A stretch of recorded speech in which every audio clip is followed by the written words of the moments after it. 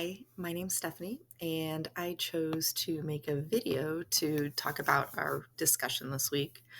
As I read through that article, that Future Ready Learning, Reimagining the Role of Technology in Education, there were several different places where I could see my own classroom or even our school or our district kind of fitting in with that. I feel like overall, my district does a really good job of getting the actual technology devices in the hands of students. When I first started out in my teaching career, we were in a situation where you either had to sign up for a computer lab, sign up for a cart of laptops, or there were a couple of us that were pretty lucky to have some desktops in our room that, we could split groups of students up and have multiple students working at one computer at a time. But I think it was 2015 is when we finally did our one-to-one initiative. So our K through 12, actually, all those students have Chromebooks that are available to them. So when we had that one-to-one shift, I myself was actually lucky enough to be able to provide lessons in my classroom that would not have normally been possible without that technology. At the time, I took part in, it was called GK12. It was a partnership with K-State's engineering program where they would partner with a science teacher, and the engineering student would at K-State would help us to incorporate different lessons into our science classrooms where we had students using sensors and gathering data, and they would have to be able to communicate with these students along with other groups of students that might be at other high schools that this engineering student was working with.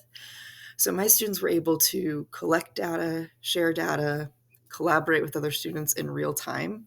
And it was actually a really good learning experience for them. And without that, one-to-one technology and without that software and without those supports, that's a lesson that wouldn't have been available to them otherwise. As far as some areas of improvement that I could see, I have a feeling that a lot of people are going to think the same on this. I think of page 18 specifically from that reading that we had, where they say on its own, access to connectivity and devices does not guarantee access to engaging educational experiences or quality education. So just because, we have the technology doesn't mean that the students know how to use it, the teachers know how to use it, or whoever's in the classroom really does. On page 25 of that article, they also kind of address, prepping our teachers and getting them to rethink instructional approaches, using those tools, using those expertise. When I think back to my own teacher prep in college, when we did our technology unit, a lot of it involved using an overhead projector. We focused a lot on PowerPoints. And then at the time, a smart board was a new technology. And so we really were heavy on the actual devices and not really using the technology to enhance our lessons. So, something that my district could continue to improve on would obviously be offering those trainings to teachers, offering those opportunities for others to share different apps, different programs, different platforms that they are using, and ways that they're able to enhance their classroom with those.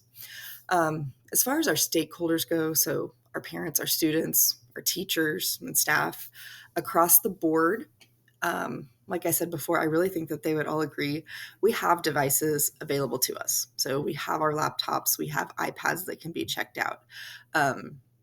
There's the tablets of other kinds as well. So we do have the technology, but definitely more time needs to be spent on effective means of using it. And I think that students would tell you that. I think that the parents would tell you that. And I know that the teachers would tell you that. Thank you.